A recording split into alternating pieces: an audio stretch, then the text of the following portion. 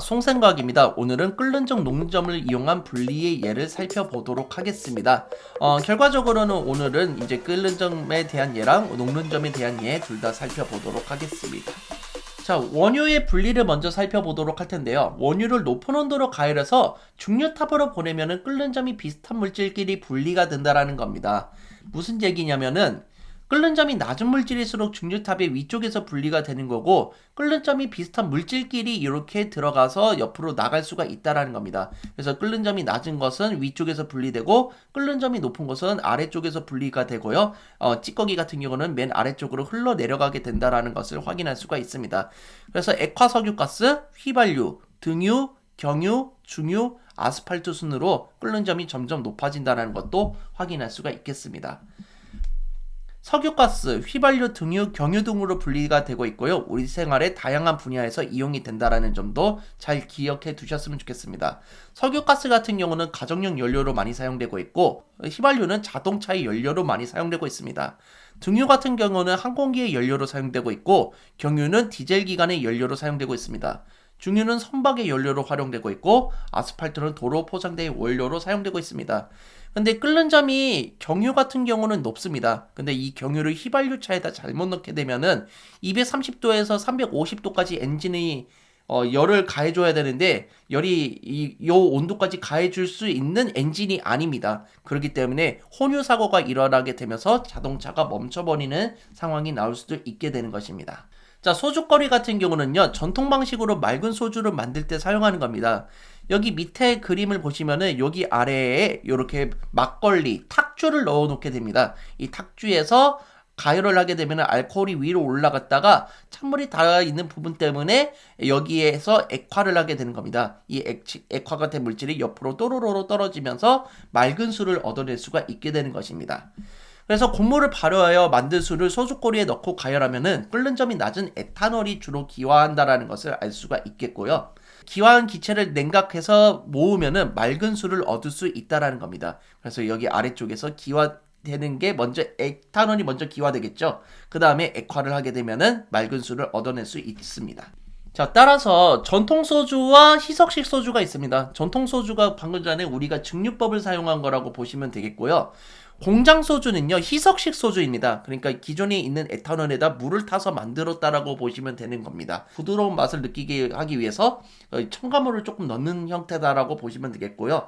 결국에는 이제 만드는 방법 자체가 다른데, 증류를 사용한 방법을 말해줘라 라고 하면은 소주꼬리를 이용한 증류식 소주를 얘기를 하면 되겠습니다.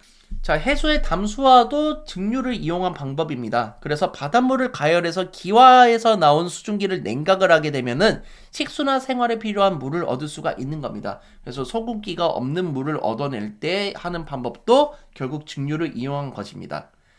자, 이번엔 녹는 점이 높은 금속을 분리를 하는 건데요. 녹는 점차를 이용하는 겁니다. 알루미늄과 텅스텐이 섞여 있는 금속에서 알루미늄이 먼저 녹겠죠. 그러면 이 알루미늄이 먼저 녹는 것을 부어주게 되면은 따로 분리를 할 수 있다라는 거고요. 결국에는 녹는 점이 낮은 금속을 먼저 녹아 나와서 분리할 수가 있다라는 겁니다. 그래서 여기 그림을 보시면은 녹는 점이 높은 금속은 지금 녹지 않았지만 녹는 점이 낮은 금속은 이렇게 녹았죠. 이 녹은 게 부어지면서 따로 분리가 된다라는 것 또한 확인할 수가 있겠습니다. 그리고 고깃국에 굳은 기름을 걷어내는 것 또한 녹는 점 차를 이용하는 것입니다.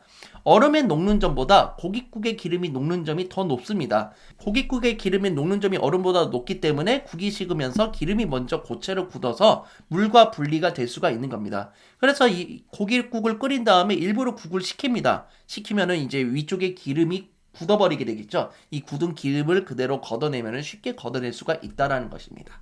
자, 그럼 지금까지 배운 내용을 가지고 문제를 풀어보도록 하겠습니다. 땡땡은 끓는 점차를 이용한 혼합물을 분리하는 방법이다. 방법을 물어봤죠? 증류라는 걸 확인할 수가 있겠고요. 액체 상태의 혼합물을 가열할 때 끓어나오는 기체를 냉각해서 액체 물질을 분리하는 방법이라고 했었습니다.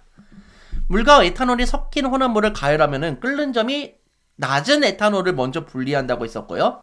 술을 넣은 음식에서 알코올 냄새가 나지 않는 까닭은 무엇일까요? 결국에는 음식물을 가열하면은 술에 있던 알코올의 끓는 점이 물에 끓는 점보다 낮기 때문에 먼저 기화한다라는 것 또한 알 수가 있겠습니다.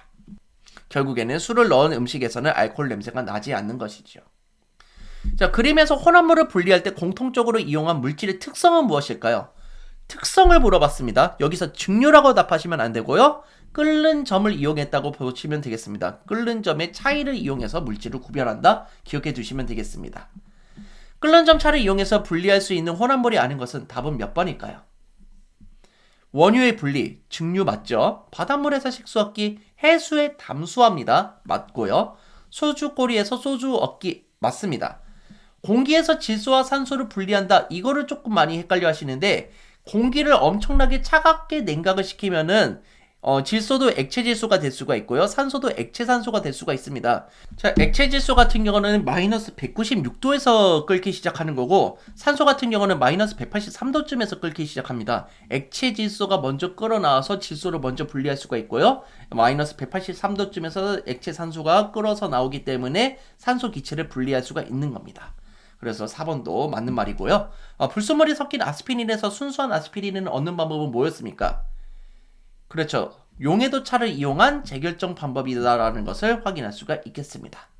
자, 1단원이 끝났습니다. 여러분 고생하셨고요. 제가 이 영상이 끝난 다음에 뭐 가상실험 같은 것도 이용해가지고 여러가지 혼합물이 섞인 것을 하나하나 해결하는 방법 또한 영상으로 제작을 해보도록 하겠습니다.